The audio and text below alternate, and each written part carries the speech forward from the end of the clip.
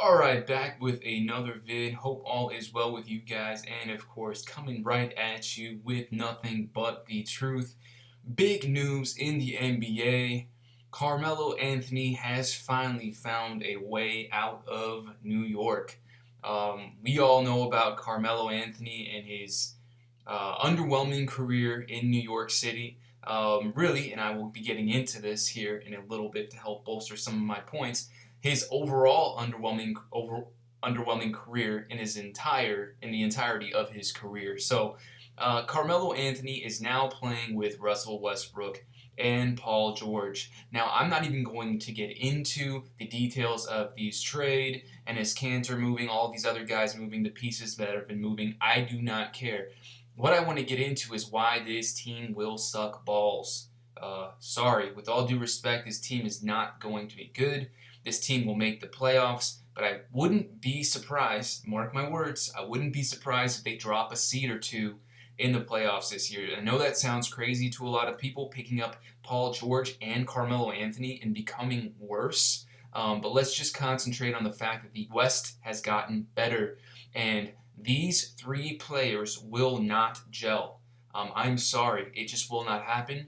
I have a firm understanding of basketball, I have a firm understanding of who can play well together and styles of plays that cannot be adjusted. Russell Westbrook is not going to just out of nowhere turn into a Lonzo Ball type of player or a Steve Nash type of point guard for the betterment and success of his team. Also, keep in mind that Paul George has said recently that he is going for the MVP. Of course, every year he's going for the MVP. Now, this shows where his mindset is at. The difference between the Warriors is you have guys on their team who would never say that. They're looking at the bigger picture, trying to win. Even if it's in the back of their mind and they'd like to win the MVP, they're always focused. They have a very strict, stern focus on winning.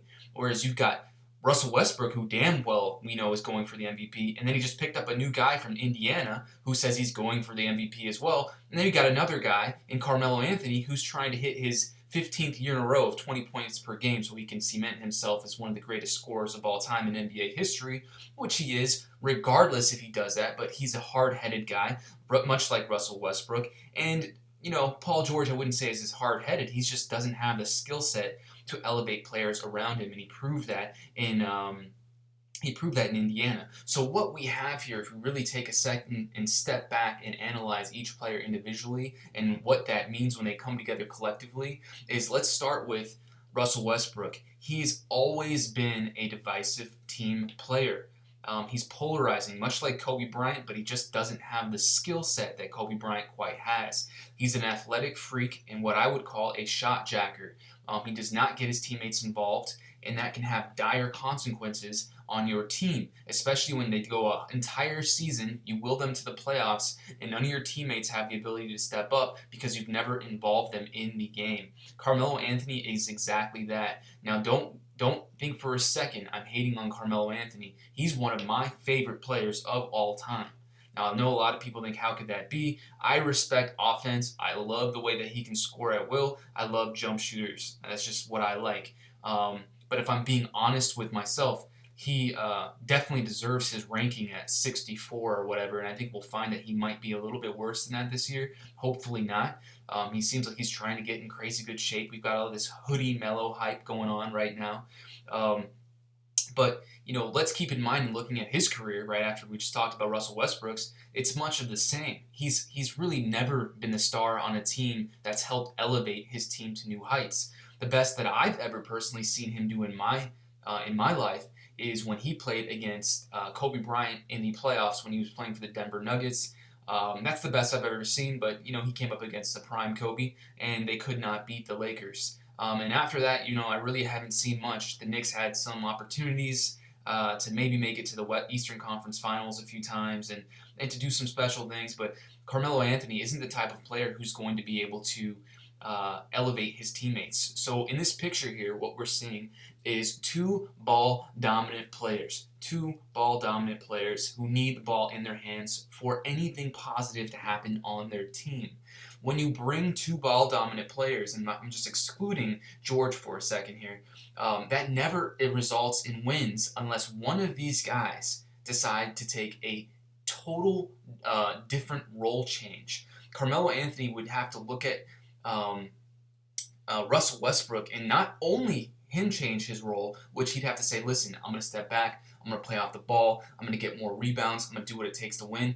But Carmelo Anthony would also have to go back to Russell Westbrook and say, hey man, I'm also going to need you to facilitate. If I'm going to step off the ball, I'm going to do some dirty work, I'm going to make sure that we get the wins. You need to start moving the ball. You can't hold it 24/7. You can't act like this is a one-man show, or else we're just going to lose. And now let's bring in Paul George, another ball-dominant player. As ball-dominant as these two? No, that would not be factually correct, but he is very ball-dominant. So we've got overall three ball-dominant players joining forces together, which will equate in no winning. I'm sorry. And when I say no winning, yes, they will make the playoffs. I mean that when they get to the playoffs, they will be beat handily by a team like the Warriors or the Spurs or the Rockets, or maybe some other, Cinderella teams that will come out of the West and show that they've improved greatly. I won't go into that. That takes too much time. Let's concentrate on the topic at hand.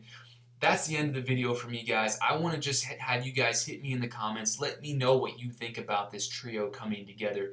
Do you think it's going to be positive? Do you even think this team will be better than they were last year? I know a lot of people think that sounds insane. How could they not be better? They just picked up two great players, and now Russell Westbrook has help. But keep in mind, guys, Russell Westbrook has never shown he can facilitate the ball. Never. And when you say he's got a lot of assists, he has assists because he's completely dominating the ball 24/7. So of course he's going to get assists. There's eye testing here that you need to be able to use to discern the difference between a Steve Nash assisting versus a Russell Westbrook. There's two total different type of passers. So hit me in the comments. Let me know what you think about this trio joining. And until next time, guys, have a good one.